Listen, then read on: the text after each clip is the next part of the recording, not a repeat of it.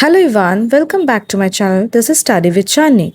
Today I am going to explain the poem Wind in a simple and easy to understand way. We will go through line by line, so without wasting time, let's get started. Line 1.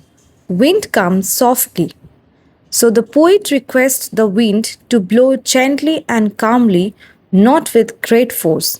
First line में जो poet है वो request कर रहे wind को कि अगर आपको आना ही है तो फोर्सफुली मत आइए, आप धीरे से शांति से आइए. Line 2. Don't break the shutters of the windows. He asks the wind not to damage the window shutters. वो ये भी कहते हैं पोएट कि विंड अगर आप आ रहे हो तो धीरे से आओ, शांति से आओ, और जो विंडोज़ होते हैं उसके शटर्स को डैमेज मत करो. Line 3. Don't scatter the papers. The poet tells the wind not to blow papers around and create a mess. उन्होंने ये कहा कि पेपर्स जो होते हैं, जो रूम के अंदर पेपर्स पड़े रहते हैं या फिर रूम के अंदर किसी टेबल के ऊपर पेपर रहे पड़ा हुआ, तो आप इतना ज़ोर से फोर्सफुली मत आओ जो ये पेपर्स जो है इधर उधर गिर जाए और पूरा मेस बन जाए. Line number 4. Don't throw down the books on the shelf. He request the wind not to knock books off the shelfs. उन्होंने ये भी रिक्वेस्ट किया विंड को कि इतने तेज़ हवा मत बहो ताकि जो बुक्स है वो शेल्फ से सारे गिर जाए. Line number 5. There, look what you did. You threw them all down. The poet points out that the wind has ignored his request and has already thrown the books down. यहाँ देखो poet कह रहे हैं, poet ने उनसे इतना request किया wind से, हवा से, कि आप धीरे से आओ, लेकिन विंड ने क्या किया, उनकी बातों को इग्नोर किया, उनका रिक्वेस्ट नहीं माना और जो बुक्स है उसे ऑलरेडी शेल्फ से गिरा दिया. इतनी तेज़ हवा बही, जो विंड जो है इतना तेज़ बहने लग गया कि शेल्फ से सारा बुक्स गिर गए. Line number 6. You tore the pages of the books. The strong wind has even torn the pages of the books. इतनी ही गहरा, इतना ही ज़ोर से तेज़ हवा चल रही थी, जो सारे बुक्स थे वो गिरे तो गिरे पर उनके पेजेस भी फट गए, इतनी तेज़ हवा चल रही थी. Line number 7. You brought rain again. The wind has brought rain along with it, making the situation worse.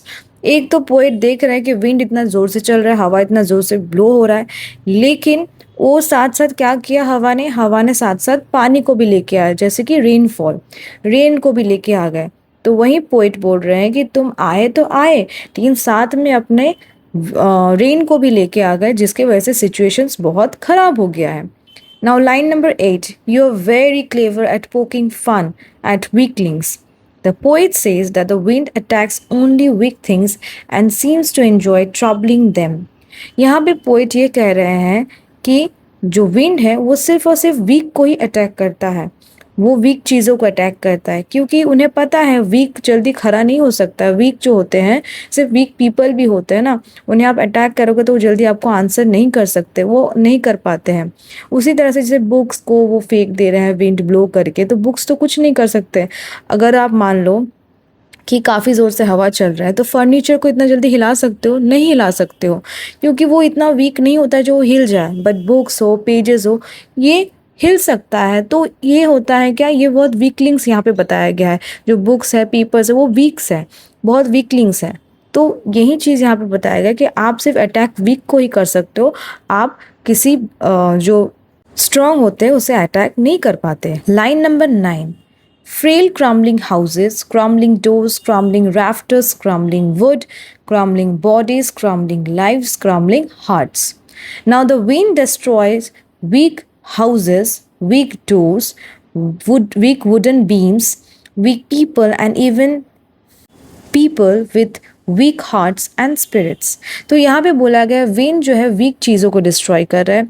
जो घर ईजिली टूट सकते हैं, जैसे मिट्टी का घर हो, तो वो सारी चीज़ ज़्यादा से ज़्यादा हवा बहे तो टूटने का डर रहता है, लेकिन जो ब्रिक से बना हुआ घर है उसे तोड़ना इतना आसान नहीं है. तो जो वीक हाउसेज है, डोर्स है, जो वीक वुडन बीम्स है, ये सारी चीज़ों को वो तोड़ सकते हैं आसानी से. वीक पीपल लोग को गिरा सकते हैं, इवन जो लोगों का बहुत वीक हार्ट है, जिनका स्पिरिट बहुत हर्ट वीक होता है, उन्हें इजीली गिरा सकते हैं। बेसिकली इसका मतलब यही है कि विंड सिर्फ और सिर्फ जो चीज़ इजीली गिर सकता है उनके थ्रू से, वही चीज़ को वो डिस्ट्रॉय कर सकते हैं। अदरवाइज जो हार्ड होते हैं, जो स्ट्रॉन्ग होते हैं, उन्हें जल्दी वो कुछ कर नहीं पाते हैं। Now the line number 10, the wind god winnows and crushes them all. The wind is compared to a powerful god who separates and destroys even that is everything that is weak.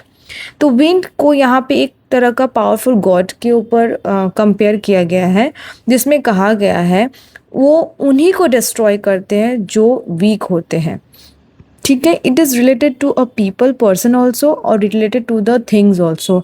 ठीक है, line number 11, he won't do what you tell him. The wind cannot be controlled. It always acts according to its own power. यहाँ पे poet ये बता रहे हैं कि wind कभी कंट्रोल नहीं किया जा सकता है, क्योंकि वो अपना पावर दिखाएगा ही, और वो किसी को फॉलो नहीं करते, वो अपने पावर दिखाते उस हिसाब से वो चलते हैं। Line number 12, so come let's build strong homes. Instead of complaining, the poet advises us to build strong houses. यहाँ पे पोइट क्या कर रहे हैं, क्योंकि विंड बहुत स्ट्रांग है, उससे आप लड़ नहीं सकते, उसको कंट्रोल नहीं कर सकते। इससे अच्छा कि बिना कंप्लेन किए हुए पोइट एडवाइस कर रहा है कि ऐसे घर बनाओ जिसे वो तोड़ नहीं सकते, जो वीक नहीं है। तो ब्रिक्स का वॉल बनाओ, ब्रिक्स का घर बनाओ, ताकि वो इजीली तोड़ ना सके, क्योंकि जो मड का घर होते हैं, मिट्टी का घर होते हैं, ये सारे इजीली वो तोड़ सकते। तो उसको कंप्लेन नहीं करके हम लोग सब एकजुट होके एक स्ट्रॉन्ग हाउस बनाए जिसे वो कुछ नहीं कर सकते हैं। Line number 13, let's join the doors firmly. We should fix doors properly so they can withstand strong winds. हमें दरवाज़ों को इस तरह से फिक्स करना है कि ताकि कितना भी स्ट्रॉन्ग विंड बहे उसको कुछ ना हो, कोई डैमेज ना हो। Line number 14, practice to form the body. We should make our body strong through exercise and hard work. अब यहाँ पे क्या है, इंसान के बारे में बताया गया है। यहाँ पे बताया गया है कि अपने आप को इतना स्ट्रॉन्ग बनाओ। कैसे स्ट्रॉन्ग बनाओ? हार्ड वर्क करो, एक्सरसाइज करो, इस तरह से अपने आप को स्ट्रॉन्ग बनाओ ताकि कोई भी चीज़, कोई भी इंसान, दूसरा इंसान आपको आके कोई भी वीक ना समझ सके। हमेशा स्ट्रॉन्ग बन के खड़े रहो। Line number 15, make the heart steadfast. We should also develop mental strength, courage and determination. हमेशा इंसान को हमेशा स्ट्रॉन्ग किस तरह, सिर्फ एक्सरसाइज और हार्ड वर्किंग नहीं चलेगा, उसके साथ साथ हमें मेंटली स्ट्रॉन्ग रहना पड़ेगा, करेजियस रहना पड़ेगा, और डिटर्मिनेशन, हमेशा को जो चीज़ हम लोग सोच लेते हैं कि हाँ हमको करना है, उस हिसाब से उसी चीज़ पे फोकस करना है। तो मेंटली भी स्ट्रॉन्ग होना बहुत इंपॉर्टेंट है, या मतलब सिर्फ एक्सरसाइज और हार्ड वर्किंग करने से नहीं होगा। दिमागी तौर से अगर आप मेंटली स्ट्रॉन्ग रहोगे तो आगे आप बहुत बढ़ सकते हो। Now, line number 16, do this and the wind will be friends with us. If we become strong, the wind will no longer harm us. अगर हम अपने आप को स्ट्रॉन्ग बना ले, इंसान के रूप में अगर इंसान को स्ट्रॉन्ग बना ले, या घर के रूप में अगर घर को स्ट्रॉन्ग बना ले, तो जो विंड है ना ही इंसान को हार्म कर पाएगा और ना ही घर को हार्म कर पाएगा। अब यहाँ पे इंसान के बारे में बताया गया तो ऑब्वियसली विंड नहीं है, ये किसी और पर्सन, जो कोई भी पर्सन किसी को आप मान लीजिए हर्ट कर रहा है, तो आप उसको इग्नोर करके अगर आगे बढ़ो, आप मेंटली अगर स्ट्रॉन्ग रहो, ठीक है, तो आपको कोई गलत कुछ नहीं कर सकते हैं। उसी तरह से अपने घर को अगर स्ट्रॉन्ग बनाओगे तो कोई विंड हो, कोई कुछ हो, कुछ नहीं आपको बिगाड़ सकते हैं। तो ये चीज़ दोनों, ह्यूमन बीइंग को भी स्ट्रॉन्ग बनना चाहिए मेंटली, फिजिकली, एंड जो घर आप बना रहे हो या कोई भी ऐसा चीज़ हो जिसे विंड आपको डिस्ट्रॉय ना कर सके, इसलिए अपने आप को स्ट्रॉन्ग बनाओ तो wind will no longer harm us. Line number 17, the wind blows out weak fires. Poet says weak flames are easily extinguished by the wind. तो पोएट ये बोलते हैं विंड हमेशा किसको करते हैं, वीक लोगों को हटा देते हैं, ठीक है, वीक चीज़ों को हवा से उड़ा देते हैं। तो वीक जो होता है इजीली विंड के थ्रू से डिस्ट्रॉय हो जाता है। तो इसलिए वीक विंड के साथ नहीं झगड़ा करके, विंड के साथ नहीं लड़के, अपने आप को स्ट्रॉन्ग ऐसा बनाना है, अपनी चीज़ों को इतना स्ट्रॉन्ग बनाना है ताकि विंड कुछ नहीं बिगाड़ सके। Line number 18, the makes he makes strong fires roar and flourish. Strong fires burn even more brightly in the wind. Similarly, strong people become stronger than after facing challenges. तो strong fires जो होते हैं वो ज़्यादा burn होते हैं brightly जब भी wind blow करता है। उसी तरह से जो स्ट्रॉन्ग व्हीकल पीपल होते हैं, आपके लाइफ में अगर काफ़ी सारे चैलेंजेस हो, ये नहीं सोचना चाहिए आज चैलेंज मैंने पूरा किया, आज मैंने डट के सामना किया तो कल मेरे पास चैलेंज नहीं आएंगे, कल भी आएंगे, परसों आएंगे। लाइफ, पूरा लाइफ ही हमारा चैलेंजेस से भरा रहता है। तो हमें वो चैलेंजेस को फेस करना सीखना पड़ेगा। स्ट्रॉन्ग बनेंगे तभी जब हम चैलेंजेस फेस करेंगे, और फेस करते करते एक टाइम ऐसा आ जाएगा हम अपना जो वीकलिंग्स है, वो जो वीकनेस है वो पूरा पूरी भूल जाएंगे। क्योंकि इतना ज़्यादा इंसान जब स्ट्रॉन्ग बन जाता है ना, तो उसका आगे का क्या जो उसका दृश्य रहता है आगे का टाइम पे, वो सब भूल जाते हैं। तो हमें इतना स्ट्रॉन्ग बनाना है, इतना स्ट्रॉन्ग बनाना है कि लाइफ में कोई भी चैलेंजेस क्यों ना आ जाए उसे हम फेस ईजिली कर सके। बहुत ईजिली तो फेस नहीं कर सकते, पर ट्राई कर सकते ईजिली फेस करने के लिए। Line number 19. His friendship is good. The poet concludes that the wind can become our friend if we are strong. तो यहाँ पे बता सकते हैं, मतलब पोएट बोल रहे हैं कि अगर हम लोग स्ट्रॉन्ग एक बार बन जाए है ना, तो विंड कुछ नहीं कर पाएगा, विंड उल्टा दोस्त बन जाएगा।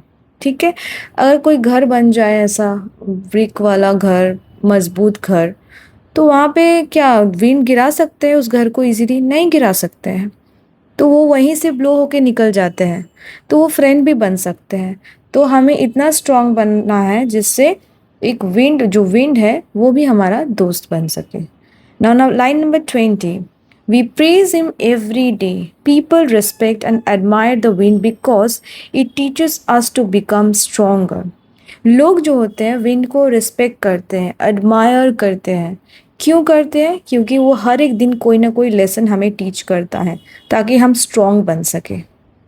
ठीक है, I hope you like my video. If you like my video then please subscribe my channel, like and share. Thank you. Bye bye.